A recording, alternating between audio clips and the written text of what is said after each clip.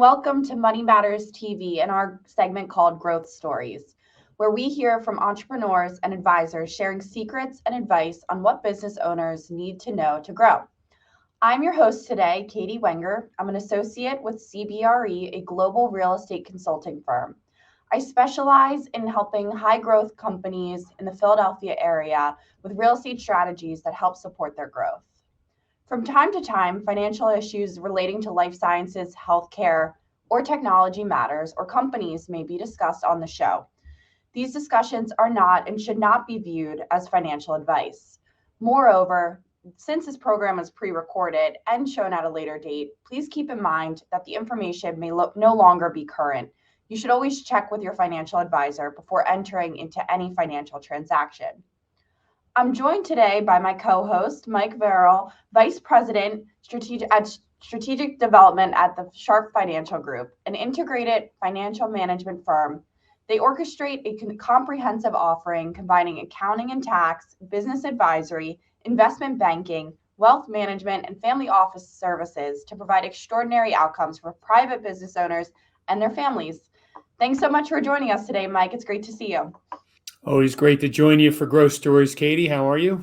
I'm doing great. I'm excited about a little bit of a unique show today.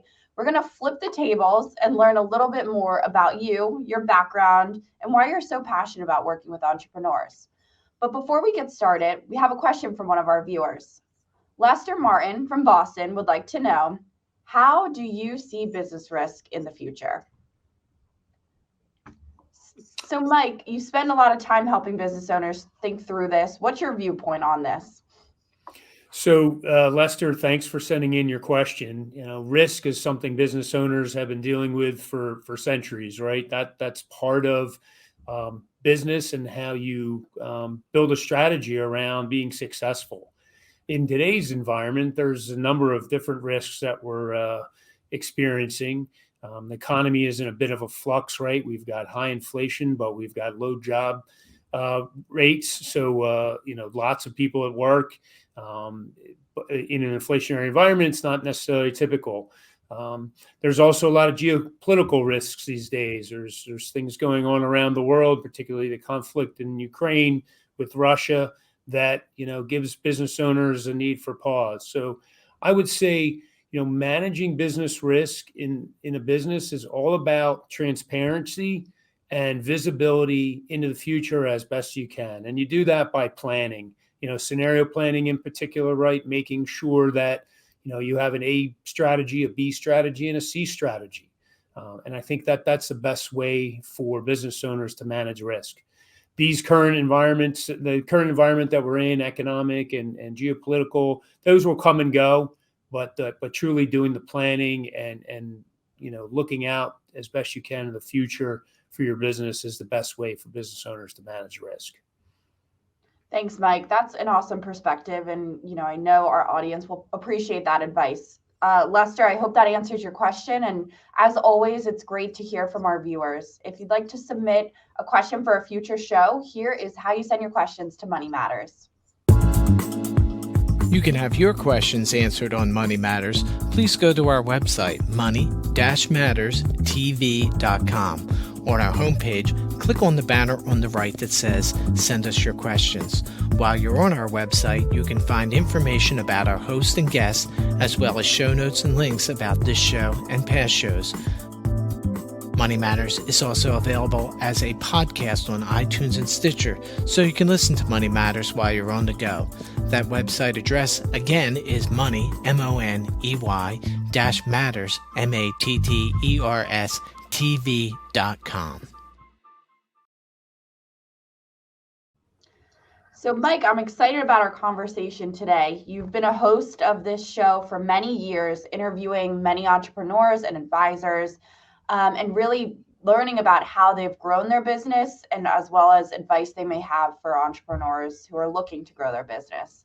So it's a pleasure today to explore more about your background, share some of the stories of the companies and business owners you've worked with in the past. And I'm just excited to be on the other side of the table and talk to you about this. Yeah, thank you, Katie. It's great to be here in this position. I'm thinking it's probably easier to ask the questions and answer them, but Mhm. I'll do my best.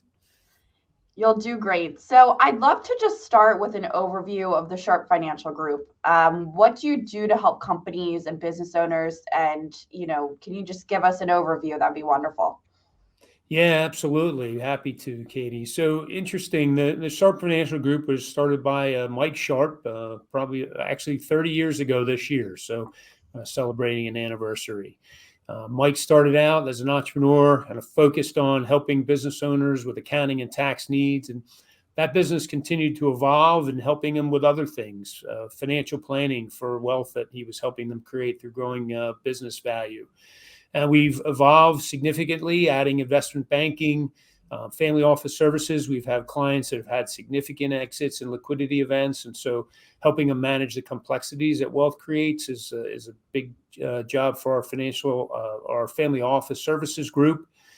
And then bringing it all together. I mean, I've got a background in wealth management and accounting, and my experience has always been that those experts are typically operating in a very siloed fashion. And so our model to bring everything together so we've got a full understanding of everything going on with the business owner and their family, both business and professional, and also family, is integral to helping us deliver value and create those positive outcomes for clients.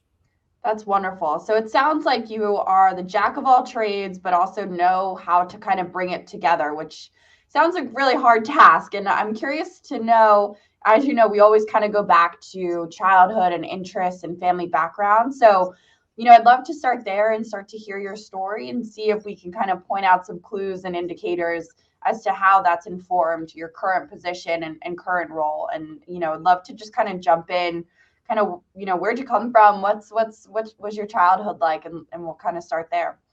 Sure, absolutely. Thanks, Katie. This is always a tough one, right? I think we see Mhm. our guests digging a little deep here, and I'll do the same. I would say I grew up, and I don't know what normal is, but for me, it was family. I was the oldest of three. I have two younger sisters, my father and mother. My father worked, and my mother mostly was at home taking care of the kids and handling the household, business. Um, I grew up, my parents were always very encouraging. I was pretty independent. Being the oldest of three, I was kind of the lead in decision making, and I tended to take that lead in groups of friends and things I got involved with. But I always had a passion for exploring and learning more, and I think that drives a lot of what we do today. Um, the other thing I think that my parents instilled in me was a good set of confidence, right? I think when you work with business owners, a lot of times they're looking for direction and they need somebody to be confident in the decisions that are being made. Typically it can be, as they say, lonely at the top. When a business owner is running a business, there's usually no one else to turn to, and so they need somebody who has that confidence in the decisions, and does the research and gets the background information, but then is ready to give guidance and pull a trigger when it needs to be pulled. I think that was a big part of my experience growing up. I also felt like I had the entrepreneurial bug, right? We like to think of ourselves and our firm as entrepreneurs working for entrepreneurs. I did things like rented out a tree house that I had, or I remember renting. I guess real estate's a common theme here, but renting space and aquarium for kids whose parents wouldn't let them bring outside critters into their house.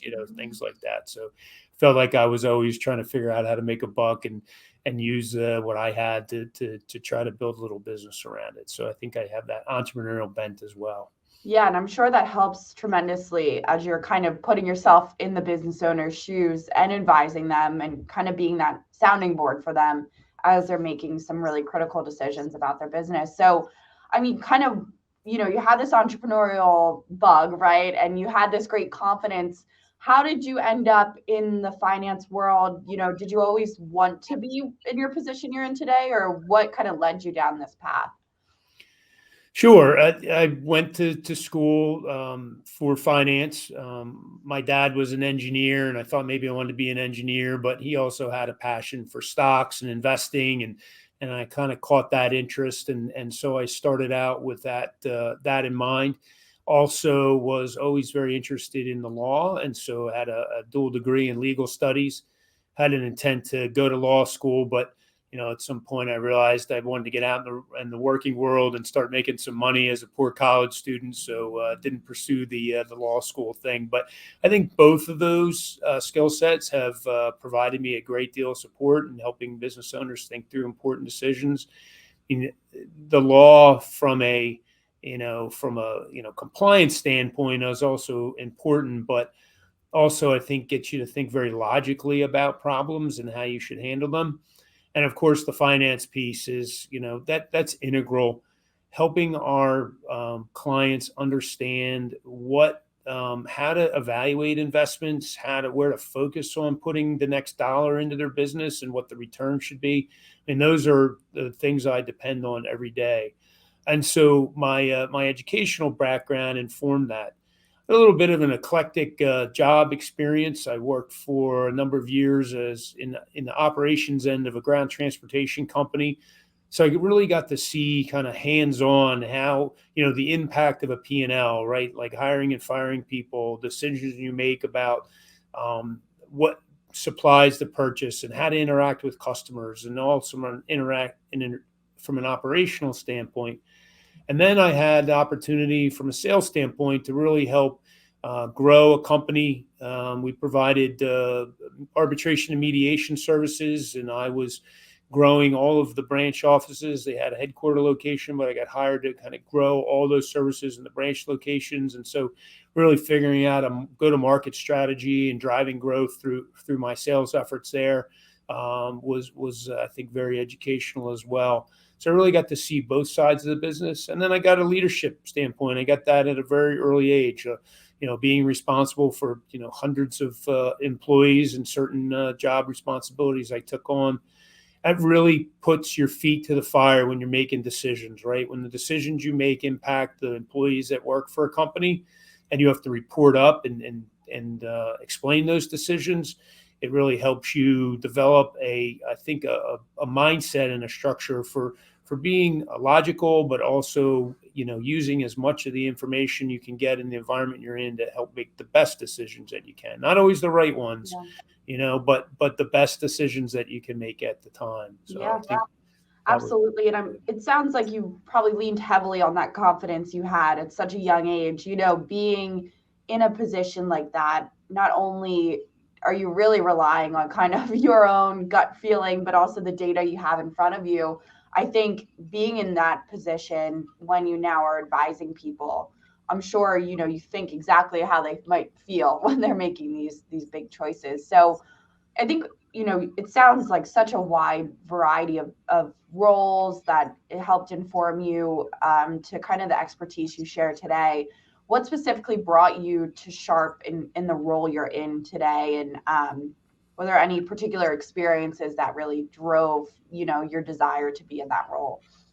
Yeah, absolutely. I think that confidence, I definitely lean on that. When people trust you to make decisions, like my parents put trust in me, I think that goes a long way. And confidence is a result, I think, of the trust other people put in you. With regards to getting to Sharp, it's kind of an interesting story. As I mentioned, I did a bunch of different things in my background, but at some point I got involved with a wealth management firm, and that's when I really started to learn about this transition of wealth. Right, we're in this huge transition of wealth period. Some have said as much as $6 trillion of wealth will switch from one generation to the next as baby boomers age out and the next generation takes over. And a large portion of that wealth is tied up in privately held businesses, right? So many of those people who are looking to create wealth have started and run a business. And so that's a big part of it. And then in another part of my career, as I kind of advanced, I started working with an accounting firm, a regional accounting firm, and they focused on mostly working with investors and private equity firms. And what I saw was a disconnect. Private equity firms wanted to buy good run companies that they could get true visibility into their financials. They could get a real sense of the risks that were in the business or not, hopefully not in the business. and what a saleable business looked like. And business owners, many times you'll ask them, certain things about their business and they run them by their gut. And they've been very successful doing that, but it's hard to translate a story from somebody else looking to take on that business by just what's in your gut, right? And so connecting the gut feel that business owners have to real tangible results and measurable actions like clean financials, a good business strategy. We talk with our clients all the time about a good pipeline and backlog of sales opportunities. It helps give visibility into the future success of the business. So really pulling all of those things together. And when I met with Mike Sharp initially and Vince Roguski, the CEO here, I realized that they had an attitude and the beginnings of a platform that could really help deliver on something that privately held business owners needed, right? And that was that bringing all of those aspects of running a business and understanding the personal financial situation together, right? So many times advisors look at those in silos. You may go out and get good business advice, but where does that translate into the value of the business or the financial results of the business, right? And so pulling all of those things together and really helping develop a good, solid roadmap with clarity around it is the best way to help translate value to outside investors or potential future buyers of a business. And so that's where the connection lies. That's wonderful. Thanks for explaining that. And I think one question I have is kind of, if I'm an entrepreneur, I should be thinking about this immediately, right? Like, how am I really staying organized and, not working in silos, but making holistic business decisions? So do you have any recommendations? And I know it's case by case, but as to when, if I'm an entrepreneur with a privately held business, I should engage with an advisor. Is that always kind of dependent on the type of business, or is it something that I should be thinking about right away, as I'm starting to build this business? So I think the famous quote from Stephen Covey is begin with the end in mind. And I would say that is the ideal scenario, but most people don't do that. Most entrepreneurs that we see have a passion for something particular in the business, maybe not the financials. Like, that's not usually why people get into a business, so they can, make sure the accounting is in order. But they've got a passion for something, and usually that passion takes them in a direction. And hopefully they've got a connection with customers in the marketplace that, where that passion connects with customers who want to buy their service or product. And I would say that a lot of times business owners don't do a great job of creating that eventual exit for them. Look, unfortunately, whether you like it or not, every business owner is going to exit their business. And our goal is to help business owners exit their business on their terms. Whether it's an outright sale to a third party, a larger company, a private equity firm, or even to a management team or future family generation. At some point, you're going to look to try to transfer that business to the next generation or to some other option to keep it running. That can take on many aspects, and we help business owners think through that. But I would say typically entrepreneurs don't necessarily think like that. It would be great if they all did, but sometimes you need to kind of help them see the value in doing that along the way, and it takes time. Yeah, absolutely. I love that. Beginning something with the end in mind, I think is a good way to kind of vision out, what you're doing and also be successful kind of when that time comes. So thanks for sharing that. And I'd love to hear a couple stories, whether it's a success story or just unique situations you found yourself in with entrepreneurs and wherever you want to go with this. I think it would be great to hear a little bit about this. Yeah, absolutely. Yeah. So a ton of stories, but I'll try to, come up with a couple that I think are, give you a sense. So we had one entrepreneur, it was a salesperson in a large organization in pharma marketing, right? So they understood the pharma marketing industry and particularly in the copay space. And at some point, they realized that there were certain things that larger companies were doing that maybe there was a better way. And so this entrepreneur set out to do that on his own. And we were an early partner with them in his accounting and tax work. There's a lot of nuances to that business, particularly how revenue is recognized. And so how you communicate that revenue and the profitability of that business can get a little complex. And that owner came to us eventually at some point and said, I think it's the right time. I feel like, the things I'm hearing in the market, we did some research. We looked at potential multiples that, people were paying for those type of businesses. And we realized that, he had something there that could be very valuable. And he was looking for that transition of wealth. It was really fun to work with that business owner. That was a neat experience. I would say when you find a business owner that really appreciates the team around them and rewards that team, that's really exciting from our standpoint too, because it really, it shows that that entrepreneur is creating value for not just themselves, but other people who have worked with them along the way. And when you can help them share that value, that's pretty, it's like a feel good story. We had another situation. A business owner came to us. They had thought about and been approached by other potential acquirers in the marketplace. What they found was they really only had one product. It was they worked with the FDA, so it was a very sought after product, and they had a great captive audience. But at the end of the day, they had a limited market because of the product that they had. The entrepreneur hired us to evaluate ancillary markets, right? So taking their product and saying, okay, what else could this be? What else could this product be? And can I, sell to a broader audience? And we went through a whole exercise, identified adjacent markets for this product, and then created a pathway to show that there was a whole additional addressable market in what they were doing. They ended up creating a business that sold for over 15 times revenue. And they wouldn't have been able to do that unless we had helped them kind of broaden their offering and broaden the market opportunity. And buyers want to pay for that. So it's very important. We have a lot of great stories. I mean, family office services that we help provide for clients. Like, you sell your business and for a significant amount of money, and all of a sudden you realize that you need help managing all of that, right? It's not as easy as you think.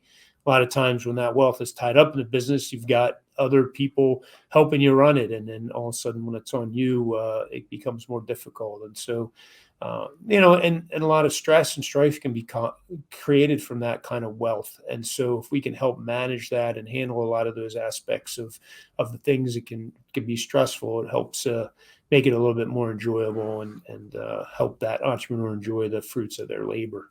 Yeah, that's those stories are incredible. And I think it's really helpful to hear kind of two different looks at how having somebody that looks at it in a little different lens, can really expand the world for these entrepreneurs. I think to your earlier point, a lot of times as entrepreneurs, we have that bug and we're so excited about the mission we're sought out on that we kind of forego evaluating some of the bones to the matter of kind of what you're talking about, looking at making sure all of our documentation or, all of the accounting, all of our ducks are in a row. So having somebody alongside of you to really help you through that, can be key in kind of expanding your ultimate mission, which is whatever product or service you're providing. And helping to make sure they got the real estate strategy down too, right? Oh, yeah. And that's that. Absolutely folds into kind of that financial cost and the risk and all of that, ensuring that when you're making these big commitments or any financial commitment, you're making it with that data driven approach. You're really thinking about it from a different angle. And I think that's similar to you, how we help our clients just look at things a little bit differently outside of kind of that silo of that mission they're on, maybe. I like to say we don't always come with all the answers, but we hopefully come armed with enough ways to present at least the scenarios and then help guide the business owner to the solutions and answers that they're most comfortable with. And so I think that that's a big part of what our role is in doing those things. Yeah, that's awesome. So what's next for you, Mike? What's next for you? What's next for Sharp? Where do you see everything going? And where do you see entrepreneurs going with all your help? Yeah, sure. So we can continue to build out in the Mid-Atlantic region. We just added an office on the Gulf Coast of Florida, and so we hired a couple great individuals down there.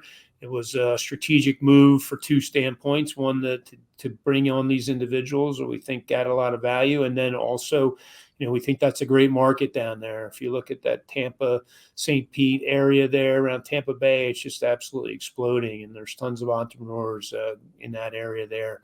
So we're really excited about that. We see this scenario existing in multiple markets: Midwest, West Coast, Atlanta, Boston. There's no shortage of business owners doing great things to try to run great businesses. The market is becoming more and more competitive. You've got tons of private equity out there buying businesses, and these are the companies that private business owners are competing against. So they've got to really up their game, and we hopefully help them do that. And it's exciting, right? We can help create a vision of the future for owners. And so I think for me and for us as a company, we want to continue to expand our footprint geographically, find more business owners to work with and help. There seems to be no shortage of opportunities, and so we want to make sure we're close to clients and accessible and can provide these services. Yeah, that's awesome. I think what's really interesting is since the pandemic, people are just kind of moving around differently. They're going to other markets. We've definitely seen an uptick in just offices in Florida or in markets that never really existed before. And that's a result of people's lifestyle changes, but also, they're just growing in different ways and kind of society shifting in terms of where those hubs are of entrepreneurship. So it's amazing to see kind of the growth of entrepreneurship throughout the region as well as the country. And I'm sure we'll continue to see just these pockets pop up and, so much innovation continuing to happen throughout the US with a lot of different problems to solve, kind of going back to that risk question from the top, right? There's a lot going on. So we need a lot of smart people to come up with solutions. So it's exciting. Yeah, absolutely. And I think, like you said, lots of changes, right? Even like we have a buy side mandate for a client right now. And, a lot of the companies we talk to they've got a distributed workforce.